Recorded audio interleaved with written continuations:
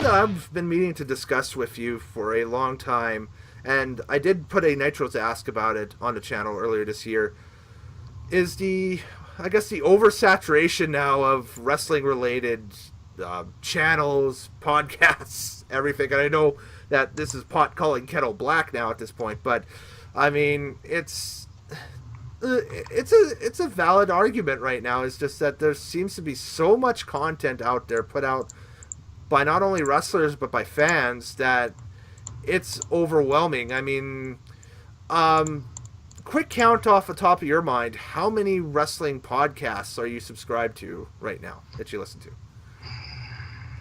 Doesn't have to be regularly, just like over the last month or so. How many different shows? 6. I think 6 is regular, yeah. Okay. Do you want me to name them? If you want. I mean, I was just looking for the number. That's about it. But I got The Experience. Mm-hmm. The Edge and Christian Show. Okay. Talk is Jericho. Yep. 83 Weeks. Mm. I did have Colt. I haven't listened to him in a while. Right. And The Drive-Thru, another corny. Right, exactly. Yeah. See, I'm sitting about 8 or 9 myself, because pretty much all the ones you've mentioned, and then add on top of that 605 Super Podcast, Wrestle Crap Radio when they do go, even though that's kind of more comedy variety than anything else now. Yeah, I have Wrestle Crap, but yeah, they only tape maybe once every few months right now. Yeah, exactly. And then OSW. OSW? Well. Yeah, exactly. The O Show? The O Show, exactly.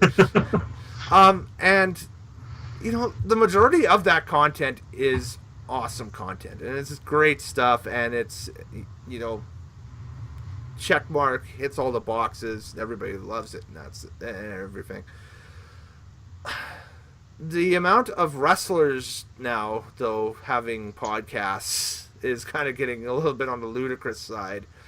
I think it was brought to my mind that there was somebody like, oh yeah, that's right, it was for the Arcadian Vanguard stuff that somebody had posted in one of the forums that a guy by the name of Randy Hales is doing a podcast. Randy Hales was the C-Squad announcer on Memphis television through the late 90s into 2000.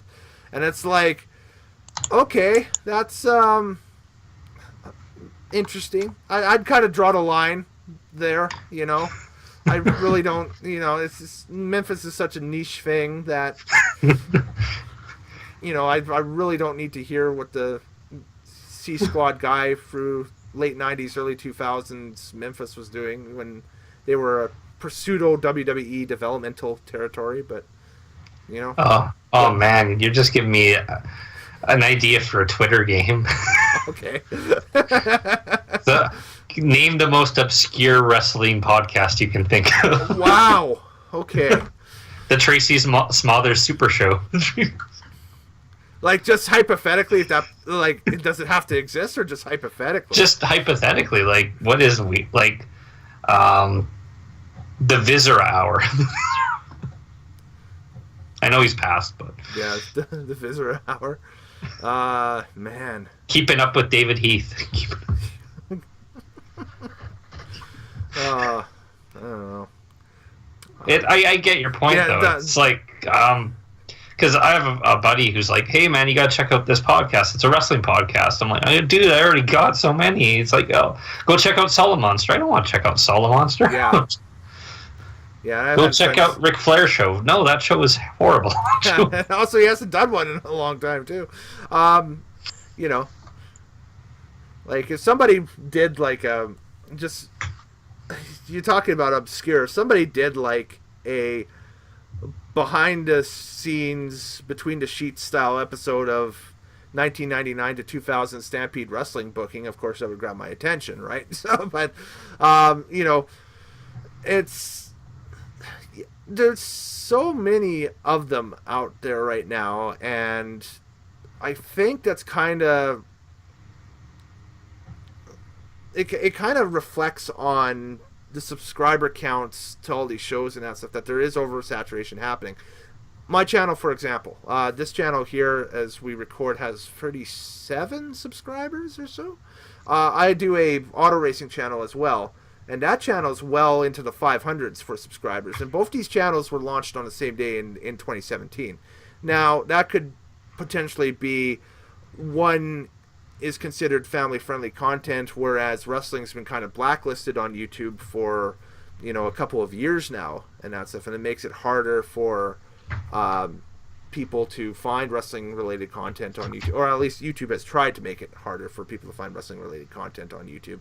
People are still going to find, what they're looking for. Mm-hmm. But it's just, I think that can't be 100% blame for the low numbers now. It's got to be, it's got to be more of a split between oversaturation, that, and maybe people tuning out because the WWE product is such an unpredictable roller coaster at this point. Oh, absolutely, I agree. But oversaturation, like how many hours a day can you listen to wrestling podcasts? Right. Exactly. How many hours of a day do you want to watch wrestling? It's even happening with like the network. You got Raw, you got SmackDown, you got Main Event, you got Superstars, you got NXT, you got NXT Britain now. You got a pay-per-view every couple weeks. Then you have original shows. I mean, they're expecting you to watch wrestling the moment you wake up to the moment you go to sleep. Is all you think about is wrestling. When they launched a network back in 2014, they ran one of those "Did you know?" Bumpers coming back from commercial on Raw, and it said that if you started watching every piece of content on the WWE network, it would take you 2 years to watch it all front to back. And that's if you spent 24/7 365 watching it. If you had it on a constant loop in the background, just going from video to video. Now, of course, that's exponentially growing because of the footage rights deals that WWE has picked up, so they've got some extra stuff thrown in there. The new programming since 2014. Alternative promotions now. And then on top of that, the stuff that they've been promoting since 2014, all the big events and that stuff. And this is still without having full episodes same day of Raw and SmackDown on that network, which I thought was going to be a no-brainer when they launched that thing. That, okay, if you couldn't catch Raw on Sportsnet or USA or wherever you watch it around the world, you could log into the network and watch it on demand whenever. Not a month later? Yeah, not a month later, exactly. Like, I still don't get that has to be a deal with the television rights holders and that stuff for that, because that's the only thing that makes sense off that.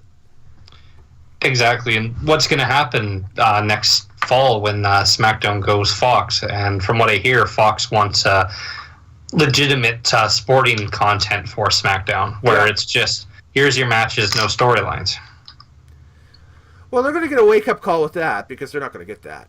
That's kind of the thing, right? They're definitely not going to get that at all. So Raw is all your storylines, and SmackDown's just rank fights. Yeah, number 1 ranked AJ takes on number 3 ranked Shelton Benjamin tonight. Yeah, that's about it. Yeah. Well, maybe that's how they do it. Maybe Raw becomes the show where they book promos and they do all the behind-the-scenes glitzy stuff and the storyline and everything. Maybe they throw a couple matches on there to make it seem like a wrestling show. And then SmackDown is more of a reflection more of a reflection like NXT. Where if you watch NXT, an hour of NXT, they do a really good job now with that show, where I think like about 60-70% of that hour is in-ring matches. Yeah, they have 3 matches and maybe 2 promos. That's it. Yeah. And then they'll do the wacky stuff during the show as well and everything, but it's more matches than it is wacky. So. Where Raw right now is already 4 matches and 47 promos. 52 promos. All of the promos.